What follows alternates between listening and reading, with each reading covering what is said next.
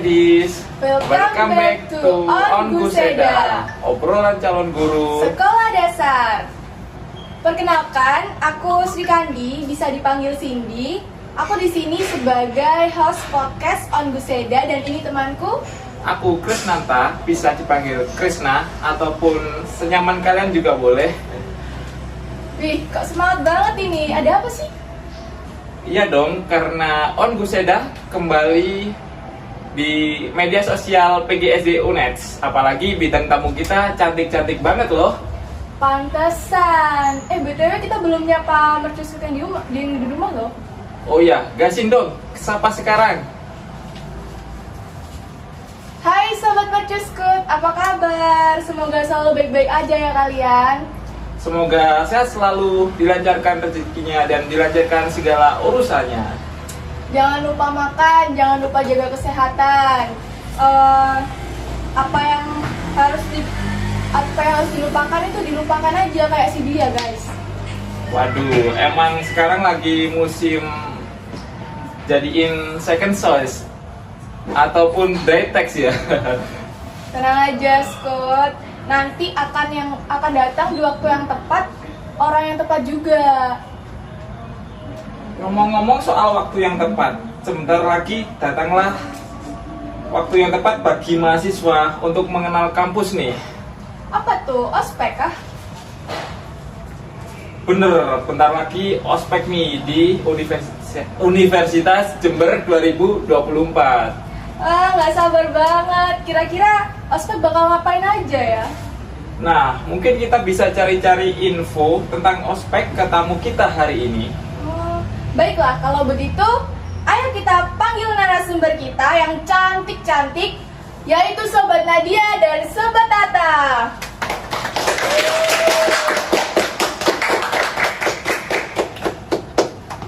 Mana nih? Hai.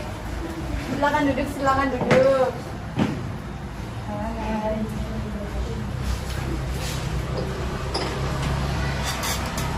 Bagaimana kabarnya ini kakak-kakak yang cantik-cantik? Bisa dijawab mulai Kak Nadia, kabarnya gimana?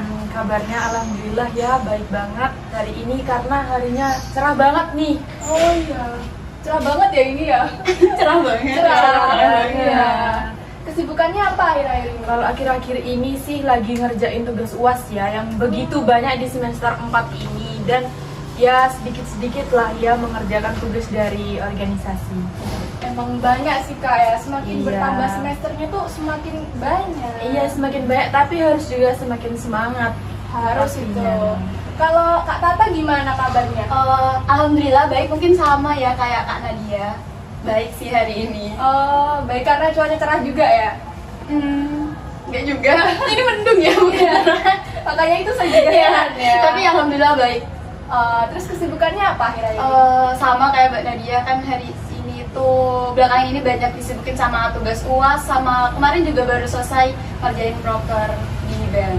Wih, keren banget. Pada sibuk-sibuk ya ini kakak-kakak kita. Ini ke Kak Tata nih.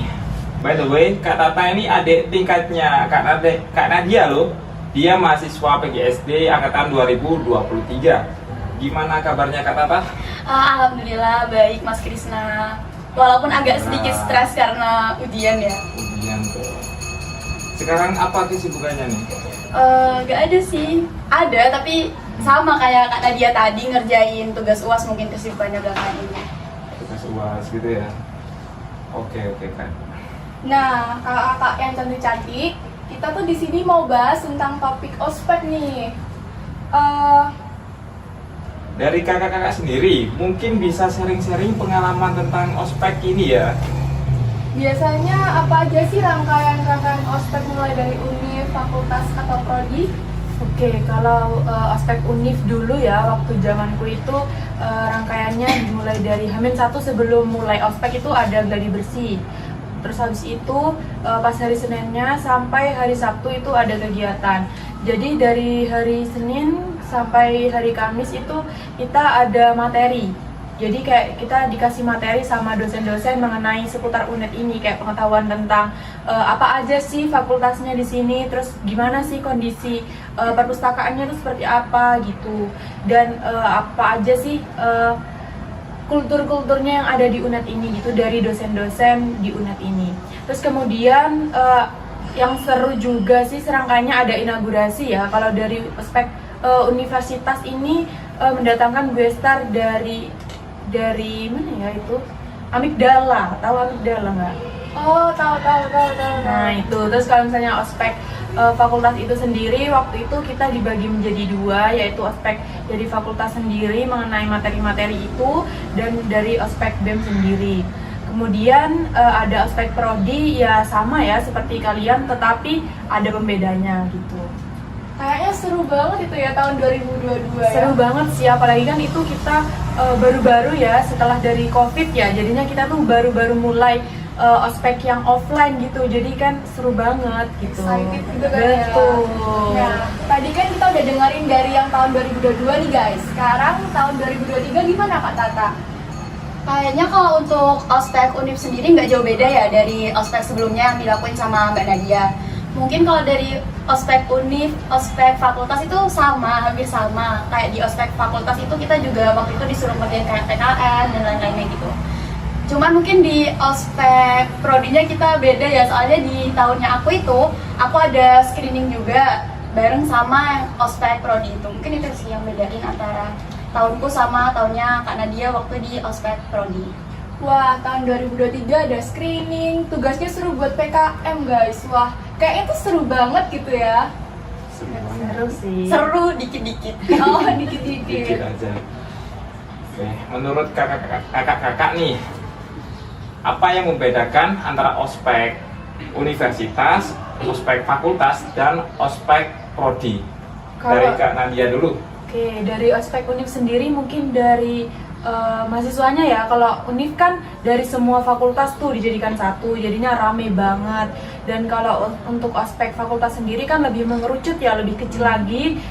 Jadi tinggal anak-anak fakultas aja. Jadi terus abis itu yang prodi ini lebih mengerucut lagi, jadinya hanya prodi PGSD saja. Dan pembedanya itu kalau misalnya karena saya waktu itu menjadi panitia dari OMB 2023, jadi waktu ospek saya itu waktu itu nggak ada prodi itu tentang screening dan segala macam, itu tidak seketat tahun lalu gitu. Jadi kalau yang tahun saya tuh hanya disuruh datang, tetapi nggak yang ada penilaian yang gimana gitu, tetapi ada sanksinya, tapi nggak begitu seketat sekarang gitu.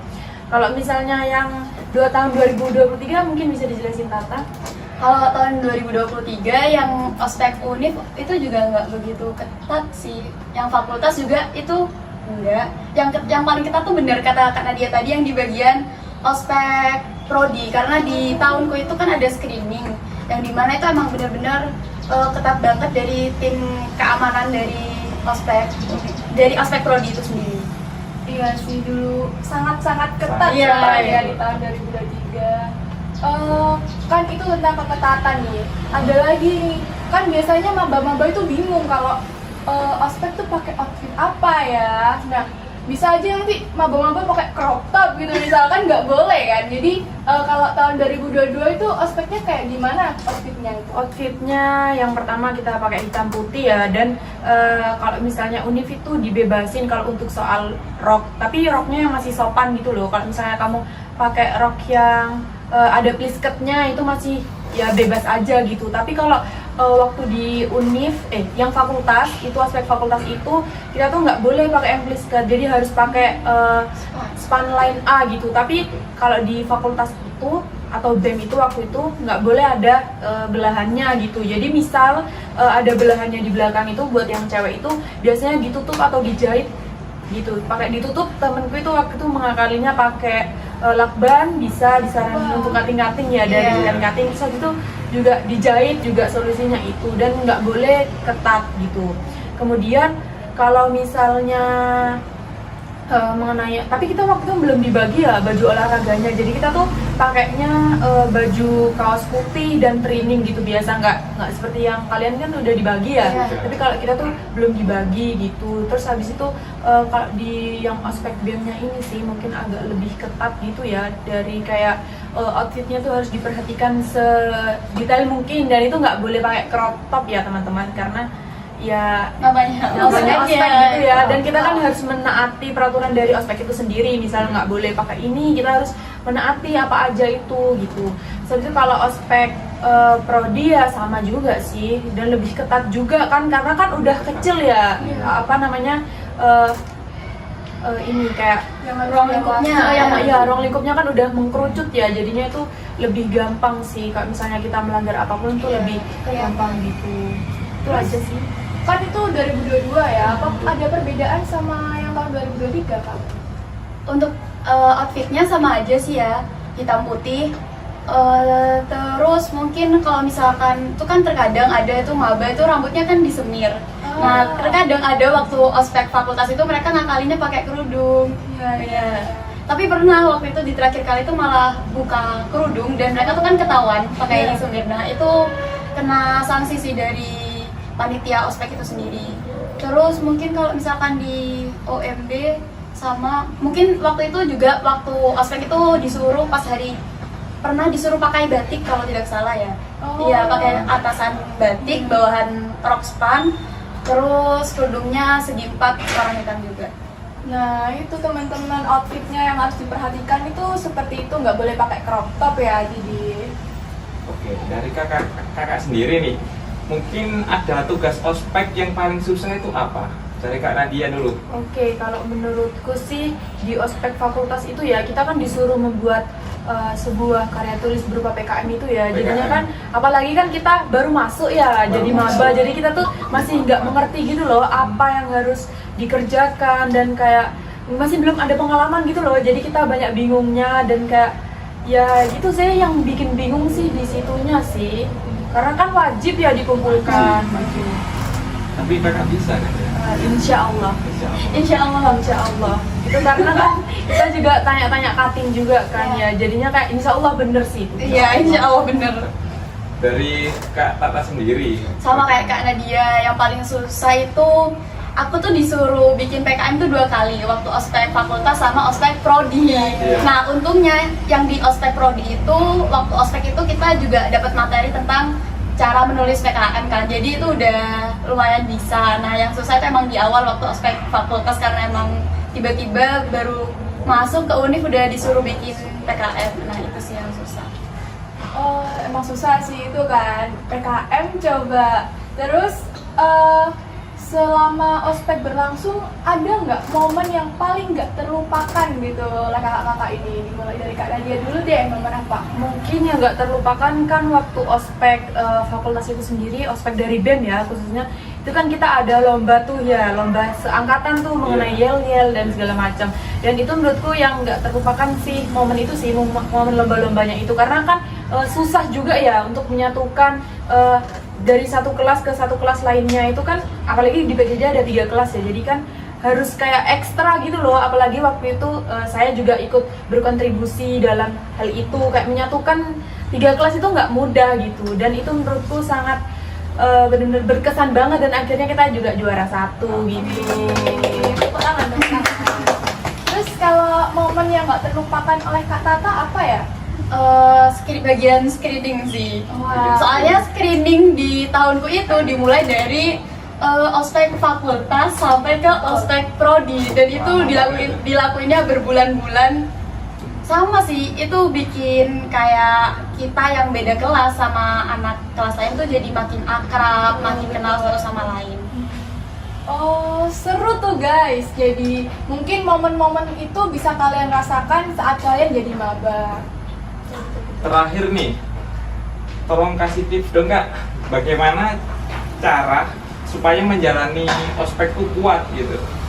Dari Kak Nadia. Mungkin tips and triknya sih yang pertama itu kita lagi-lagi kita baru masuk ya, sebagai mahasiswa baru, gimana pun meskipun capek, meskipun hati dongkol disuruh-suruh, itu tetap harus menjalani itu dengan hati yang ya udah wes mau gimana pun kita maba, karena itu kan pasti semua kita tuh pasti ada masanya gitu loh, kita menjadi mahasiswa baru, dan itu kan bikin momen berkesan gitu loh. Jadinya kan itu cuma dirasakan cuma satu kali ya dalam hidup untuk maba itu, dan ya itu sih harus tetap semangat, dan semua itu harus dijalani dengan ikhlas.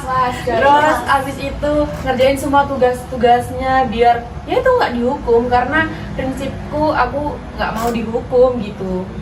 Nggak pernah mau dihukum karena pasti malu ya, dan pasti tugasnya juga aduh berat banget, apalagi belum tugas dari kuliah sendiri gitu, jadinya kayak tambah ribet, mending ikut aja wes aturannya gitu. Itu sih kuncinya. Dari Kak Tata nih, bagaimana Kak? Sama ya Mbak, gak jauh beda. Pokoknya jangan lupa kalau ospek itu sarapan terlebih dahulu. Betul. Biar nanti buat ngejalanin ospeknya itu nggak lemes, nggak sakit, ataupun yang lainnya. Terus sama kayak Mbak Nadia, yang paling penting dan yang paling utama itu jangan lupa taati peraturan dari panitia ospeknya biar nggak kena hukum dan kena tugas tambahan. Itu sih yang paling penting. Iya sih, tapi guys, hukumannya tuh mungkin seru-seru ya mungkin ya. Jadi nantikan, pokoknya jangan sampai dihukum. Kalau dihukum ya nggak apa-apa, nikmatin aja sih ya. Ikuti alurnya gitu. Iya. Tapi guys, pembahasan kali ini kan cukup menarik kan? Cukup menarik sekali nih, apalagi bagi kalian yang maba-maba. Menarik gak? Menarik lah.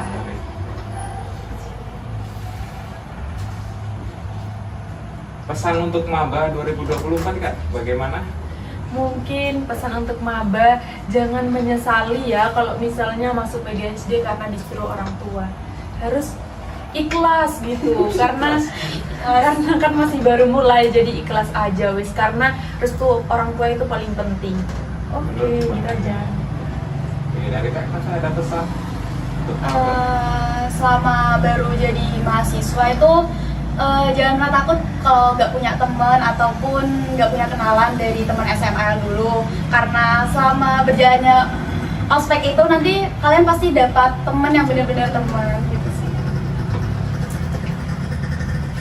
Nah, tadi pembahasan yang kita sudah bahas sangat informatif sekali ya untuk kalian. Nggak terasa durasi podcast ini mau habis, teman-teman. Jadi kami ucapkan terima kasih kepada Kak Nadia dan Kak Tata yang bersedia membagikan informasi tentang ospeknya di tahun 2022 dan tahun 2023, dan juga membagi spoiler tentang keseruan-keseruan ospek. Oke, siap. Mungkin itu saja yang bisa kita paparkan. Semoga bermanfaat bagi kita semua. Untuk itu, pantengin terus ya episode selanjutnya di On Guseda. PGSD PGSD Santun, mendidik, dan juga menjaga.